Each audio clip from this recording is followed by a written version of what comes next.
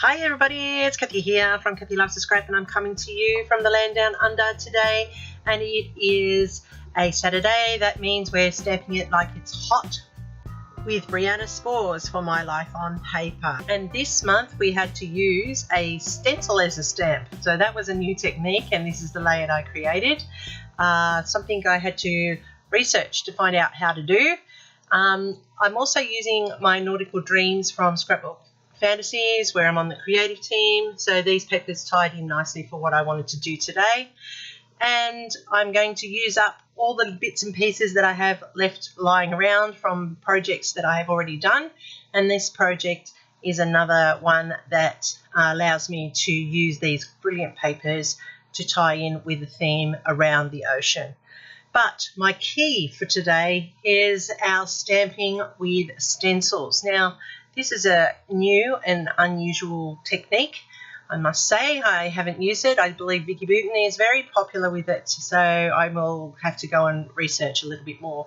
But to start with today, I decided that I would just go with some mixed media textured paste first to give my paper here a little bit of a lift. Then I'm going to use a bubble stencil, a net stencil, a little bit of an Aboriginal design, and some trails there to create some different effects on white cardstock, which I will then also use on this layout. So to get started, I'm going to get out the modelling paste, and I'm just going to use this net stencil here, and I'm using the modelling paste to build some texture to the background. Now, this is going to be a very busy layout when it finishes, but it looks really effective. The idea came from a sketch from Stick It Down, so that's where I'm also using in this one. But I like how it lent itself to the stamping for Stamp It Like It Hot this month. Now, there are lots of girls playing along, and it is a technique we've all been discussing, and so I'm really keen to see what others are doing as well. I'm using Tim Holtz Distress Inks and Oxides here. I have a range from Lumberjack to Candied Apples to Uncharted Maritime, and also, there were so many of them, and Mermaid Lagoon and Salty Ocean. So what I've done here is I've taken my stencil and I've inked it up with Candied Apples, and then I've sprayed it with some water to keep it really wet. That's the key. It needs to be really damp to do it. Then using my brayer, I'm rolling over the top like I was using a stamp block, and I'm getting a firm print underneath the stencil here. And when I lift it off, I now have got a stamp. And it looks grungy, which is what I like. It doesn't give me a full block, it gives a broken up piece, and it does look quite effective.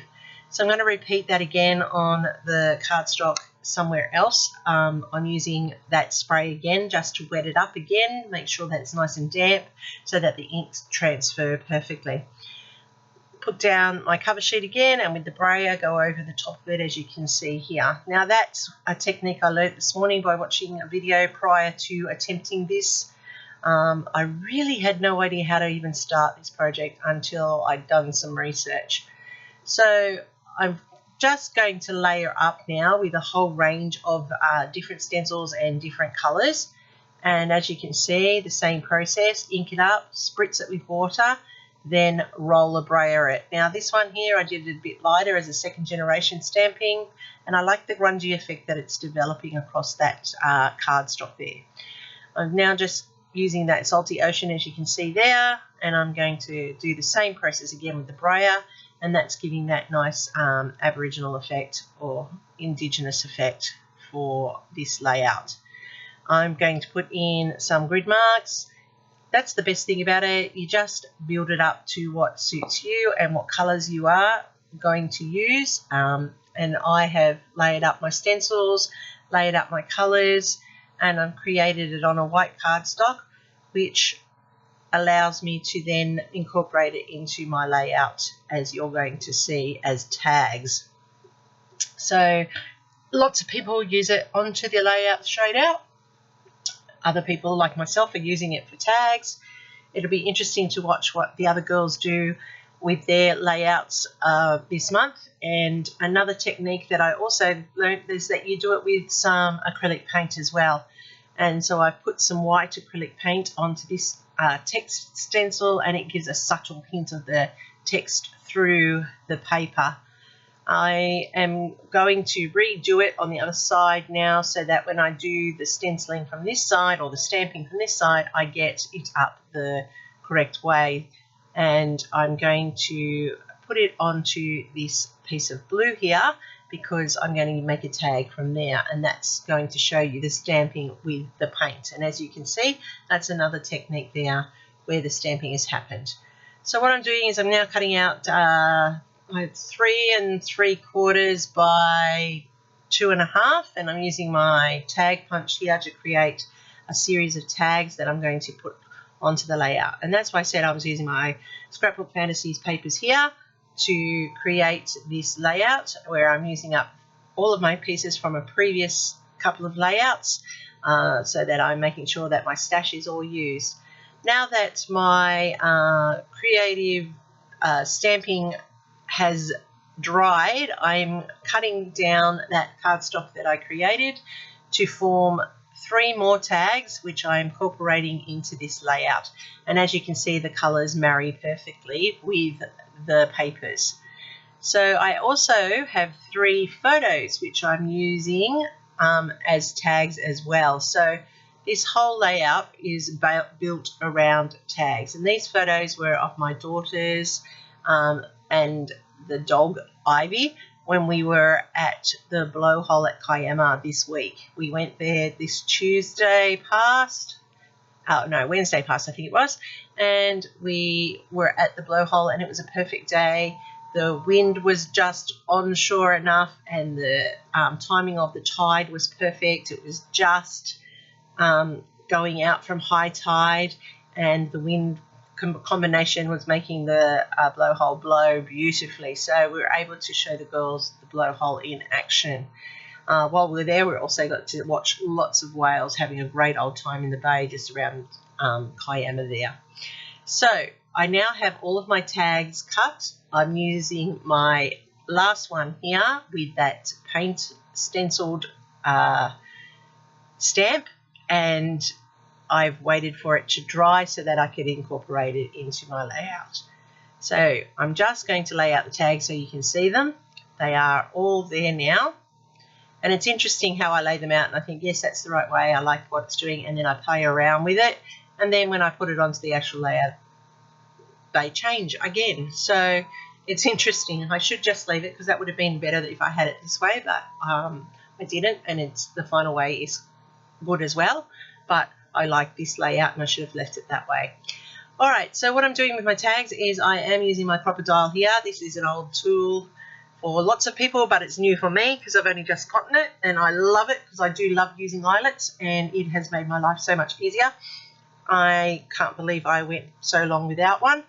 The Fiskars Spring was the tool that I used, but they're now so far out of stretch that they're no longer working for me, and this crop-o-dile is doing a great job.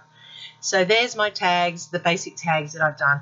You can see my stamping on those tags that I have put into the layout, and they marry nicely. And as you can see, like I said, I've moved them around.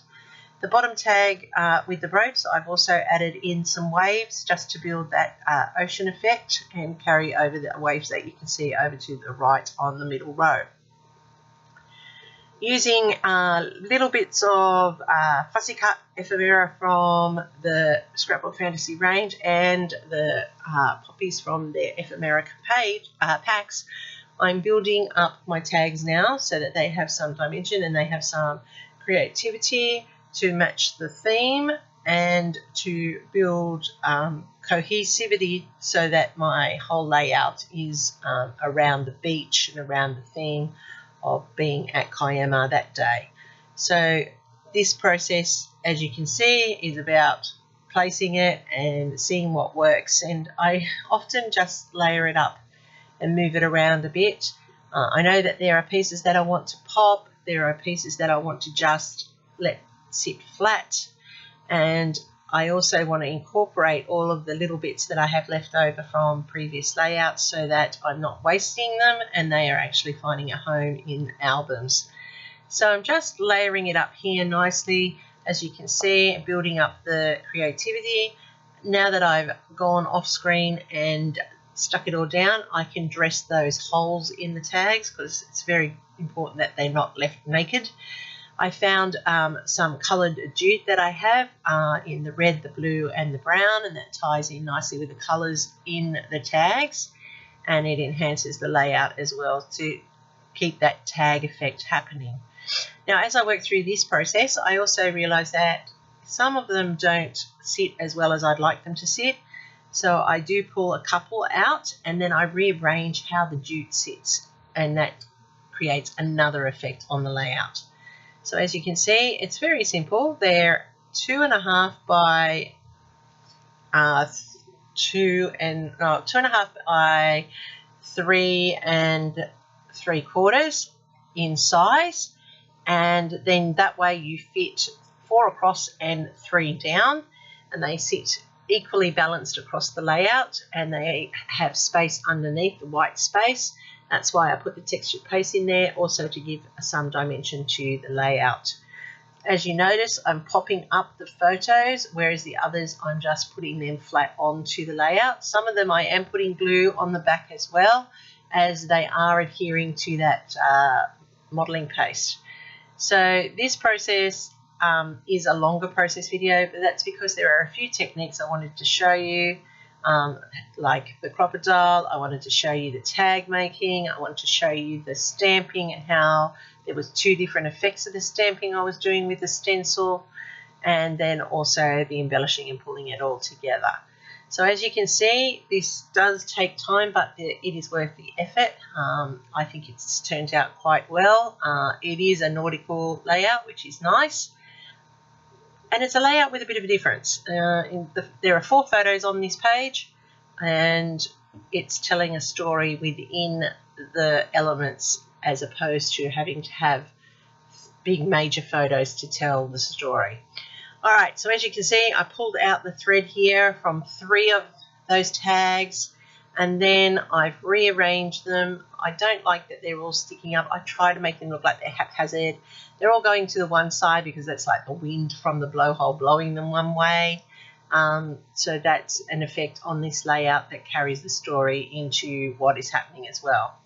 Now, once again, just to remind you that we were stamping with stencils. That is an interesting technique where you ink up your stencil and then you make sure that it's damp, and you then press it into whatever surface you wish to use as your base.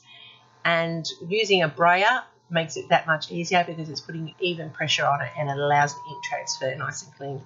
I particularly like that one with the shells there that I just added the stickles to. That's got a very cute effect with the dots and the stripes in the blue with a little bit of the netting in the red in the corner. I do like the red netting down the bottom and that white acrylic paint. So you can see that there's different techniques with the stamping.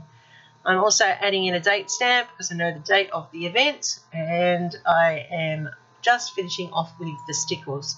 Now, looking at my layout, you know I like an edge to my layout, so I'm just getting some red stain here, and I am just staining the edge of the layout to finalize the edges. My last part, of course, is putting in the place where we were, and it was at Kiama, and we were at the blowhole, and it was a lovely day, nice and sunny. The blowhole was blowing beautifully, and we also got to see those whales, which was spectacular. So this is my layout. There will be close-ups at the end that you can stop and have a good look at the details. Please feel free to copy anything that you see here. Give me a thumbs up if you like what you've seen. Hopefully you'll have a go at stenciling as a stamp like we all did. This is my layout. You can see in detail how effective that stamping looks. There it is in the white paint, acrylic paint there. Here I've used the inks on here, and I like the grungy look that it has created. and that spotty one there is just a favourite. I just like the different texture to it, and it just adds that little point of interest onto the layout that ties in nicely with these wonderful little Scrapbook Fantasy papers. So all the links for the products that I've mentioned, plus what we've been doing, will be down below. The playlist is down below. I'm Kathy from Kathy Loves to Scrap. Give me a thumbs up. Let's YouTube know you like what I'm producing. Thanks to those who are already subscribed. If you haven't already done so, please hit that subscribe button. Leave me a comment. I'll get back to you. I always love the feedback and any suggestions. Find me under all my socials under Kathy Loves to Scrap, including Instagram, where you can see all my layouts, even those without a video. Thanks for watching. I appreciate it. Happy scrapping. Till next time.